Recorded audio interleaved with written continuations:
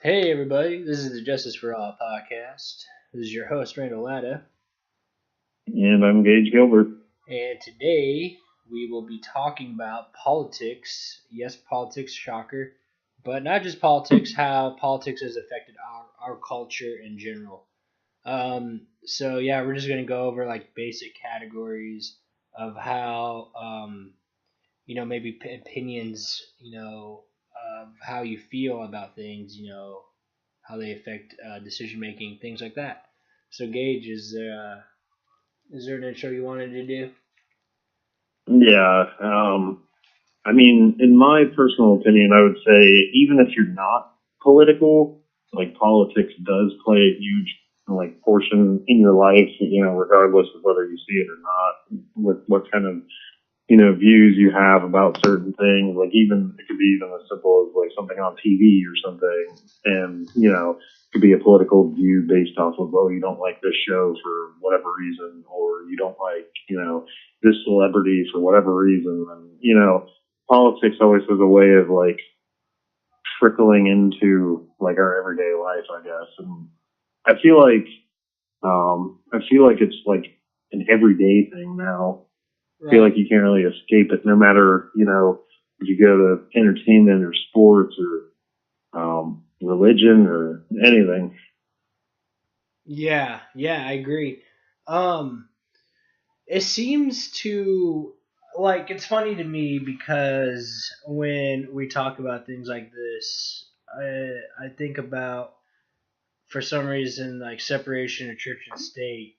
We should have like a Hmm. thing separate politics from state because I think now, especially, I mean, everything has always been kind of political, like you were saying before. Even before like this interesting time we're living in, seeing like Donald Trump's presidency playing out, things like that, and people weren't the kneeing, like all that stuff. And we'll tackle all these deeper, but I think it's very interesting that the outrage to blind support and disregard of like information sometimes that people will go to kind of prove that they are not wrong in an argument or in a situation, and maybe that they just don't even want to hear the other side sometimes, and it's both the left and the right, so maybe we should, like, instead of being like outrage, and I think that's really a good word for this, in today's time, we should like address what our differences are and kind of have like a civil conversation about them. And I think if we return to those kind of roots that this country is founded on, I think we would solve a lot of these problems. Hmm. Yeah, I think one of the major problems anymore is that 90% of voters in this country don't do their own research anymore. They listen to whoever's big on TV, whether it's Bill O'Reilly or Anderson Cooper on on both sides, or some celebrity like Oprah or something like that, and they just listen to what they have to say, and they're like, oh, I like this person, and I agree with them, instead of doing like actual research anymore. And two, yeah, I agree with the point that like you can't have a conversation anymore with anybody. Like people's political views are so polar opposites, like especially within the past decade, that no matter if you're on the left or the right, like you can't have a symbol or like a civil conversation anymore. Like you No, can't sit down and discuss your ideas and figure out your differences and maybe find some common ground or something like that. no, you're right, and I think it's a shame. Like, you think about like our values as in this country, like we have freedom of speech, and I feel like people forget about that sometimes. Like some people think that nowadays your freedom of speech is only there if like the other person doesn't offend you or things like that. That this is exactly a core Mm-hmm. reason why I believe like hate speech does not exist in this country. The reason why it doesn't exist in this country is because we have a freedom of speech, meaning unless you're not saying you're going to kill somebody or and it seems legitimately, then you have the right to disagree with each other and have a civil conversation about it. That's what the founding fathers intended because they didn't have those opportunities, back in the good old days. But another point I wanted to make was, you know, on this kind of like line, today, especially, like you can't have a conversation with some people because you get labeled a racist or bigot, or what have you, because of an opinion, and it might be right. Like, and the thing Hmm. is, people just don't like they don't see past like the top of it. Like, okay, and a prime example of this would be, you know, um, the illegal problem in this country. uh, it just so happens that a lot of them are of Hispanic descent. You know, I want all illegal. I don't want any illegal people here. So it just it's just unfortunate because we can't even get past like what the problem is to find solutions, and it's really costing this country, and that's just one example of this. But uh, and we're going to, like I said, we're going to address here and there. But what is there anything else you wanted to add, Gage, before maybe we start tackling like maybe specific examples?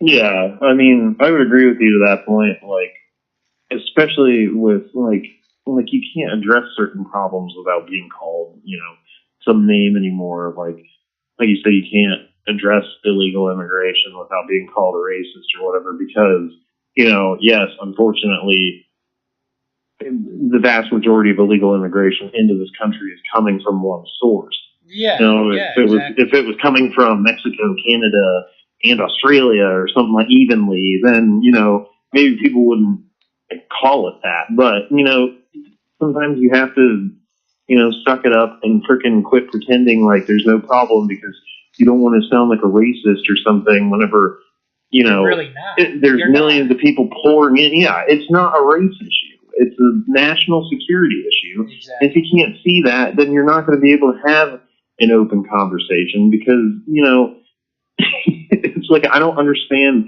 how all these people sit here and think, oh well, you're just a racist for believing that. It's like no, you have legitimate points behind. It's like I'm not sitting there calling somebody else or whatever name in the book because they Yeah. believe in something different than me. Well, and here's It's like something that's like really racist. Like, what about, and you never hear anything about it because it's accepted. What about this whole thing about a blacks only graduation at Harvard, or they have like black days. It's like if you're white, you can't go to campus or attend at all, or you get expelled and things like that. It's like no one's even but that's segregation, but But if you say that that's not allowed, you're racist, or things like that. yeah, or that what was that Portland reparations happy Yeah, hour they or go whatever. by like these things, but this isn't racism. I just don't Mhm. understand it. The other thing I Well, wanted to bring they're up, just adding more fuel to the fire. yeah, They it's want to just keep it like, going. They want to, because it divides us. yeah, And well, and that's what we need to get past. We need to get past that divide. The other thing I wanted to bring up too is I hate how like when our forefathers came over here and constructed the Constitution, they knew exactly what they were escaping. They weren't a bunch of these white like racist people. Everybody Mhm. had slaves.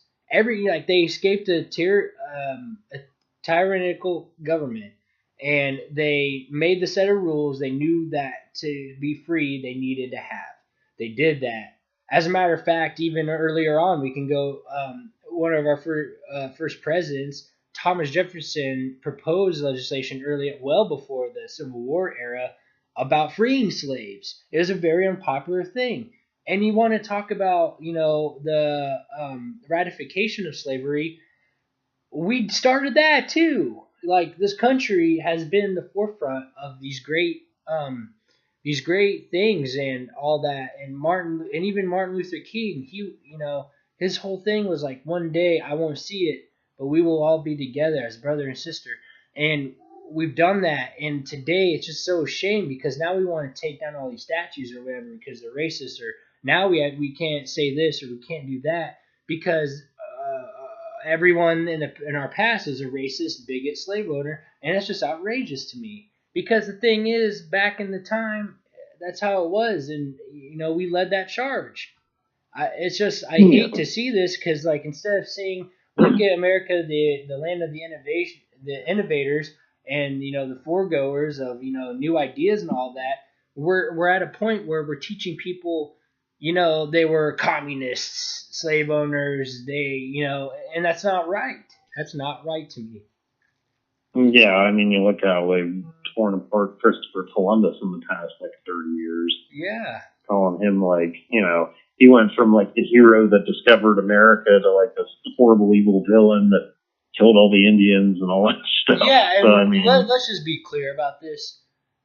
Everybody has taken land from everybody. People have killed a bunch of people both way. It's not.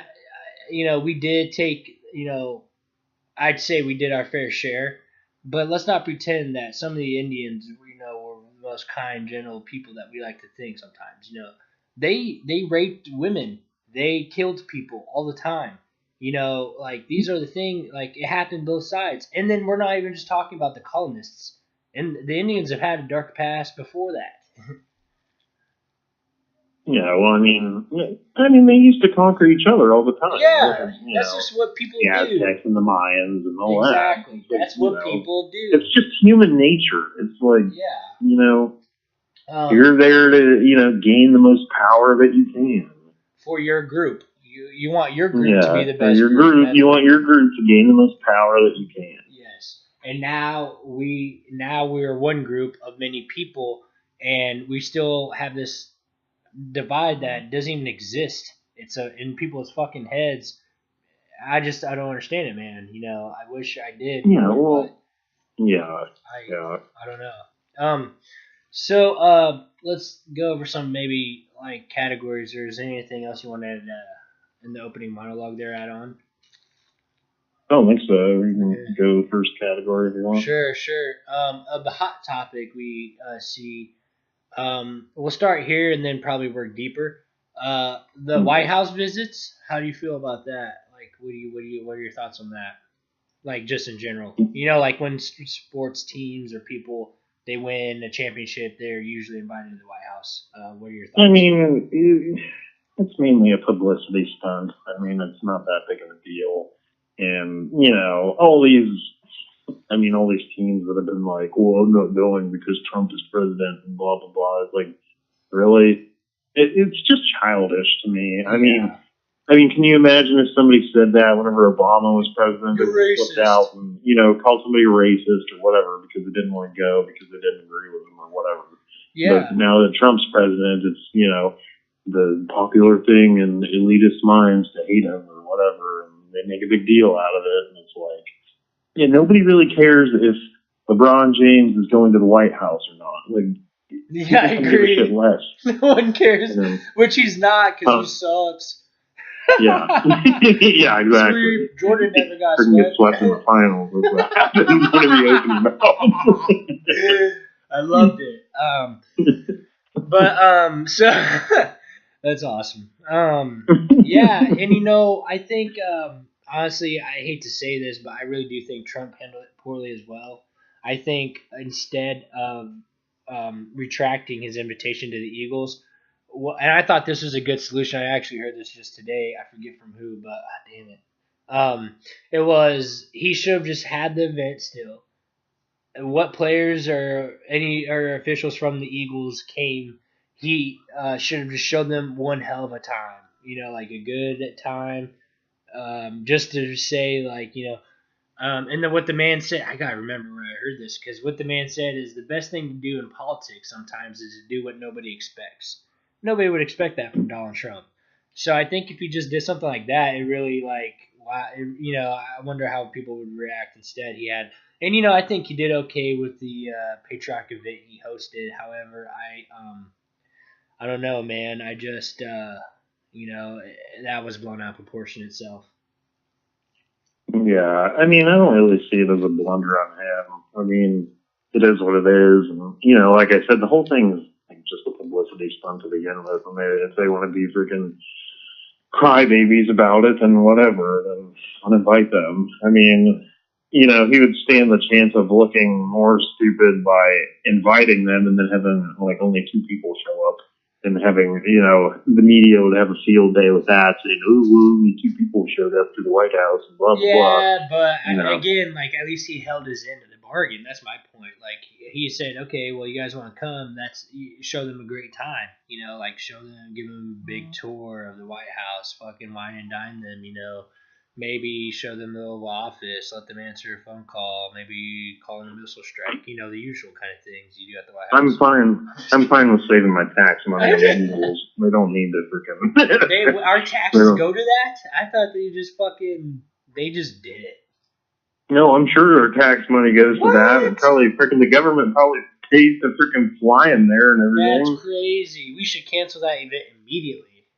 Yeah, well, I mean, I'm not sure. I'd have to look it up, but I mean, that's probably the way it is. I would assume they freaking invite. Well, and all the meals and all that, they're definitely paid for. Yeah, I thought it was just Eagles like pay for it kind of deal. I don't know, but I mean, shit, you're probably right, honestly. Yeah, I mean, if the government's inviting them, they probably pay for it. You're right. So let's move on to something more of a hot topic. That was a little warm up for you. The kneeing stuff that's been coming around again.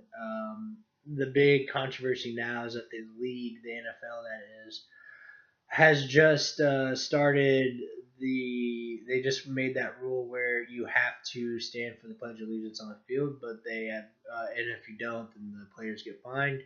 And if you wanted to, though, you can opt out and stay in the locker room pre-game. I think they should be on the field, but that's just me. And before we even go any further, mind you that the NBA and most other like leagues already have this kind of rule, you know, in place. Mm-hmm. I don't even understand why it's such a big deal. And this is again why I hate sports now. Like, I just hate professional sports just because like politics should not be involved. But Gage, what are your thoughts? Yeah, well, I mean, I agree with what you said. I don't think politics should be involved with sports. I mean, you look at all these people paying for these sports packages on TV, and they're hundreds upon hundreds of dollars, and you're sitting there and paying to watch somebody freaking disrespect the country, basically. And it's like, you know, I get what they say they're protesting for and all that, but it's like, do it on your own time. It's like you're at work, you know. The company can, you know, I agree, you know, with the NFL. The NFL can do whatever they want to and make whatever rule because they're the company that hires them. And it's like, you know, do you really think you or I could get away with standing outside of work holding up, you know, a picket sign or freaking kneeling and not doing my job or whatever? Yeah. No. Exactly. We're going to get fired. It's like, it's the same for every other profession. Yeah. And, well, you know, it's like they should not get some special treatment because, you know, I mean, they already do get special treatment. They're already paid millions upon millions of dollars. You know, half of them sit there and ride the bench, and they still have a contract for like $500,000 plus. Well, I want to ask this: do you even know what they're protesting? Does anybody even know? Because I hear it's Black Lives Matter. Racial injustice. I hear it's Black Lives Matter. Cops killing black people, basically. It's Black Lives Matter, I heard once, and it's like, well, they do a bunch of shit like riot and shit like that and destroy shit all the time. I've never seen a peaceful Black Lives Matter protest. I don't know about you. It's also, you said the racial injustice, the police brutality or whatever. It's like,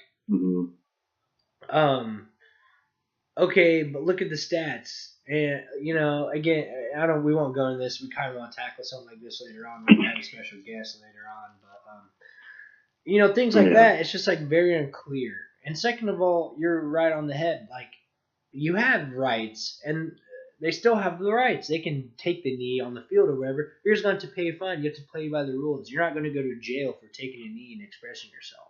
You know, but you still have the right, but you're still going to get fired. Yeah, the thing is like, but you know, accept what's coming to you and don't expect special treatment. It's just like these companies also have the right to do what they want as well because you know you're working for them. You're affecting their money. They need their money.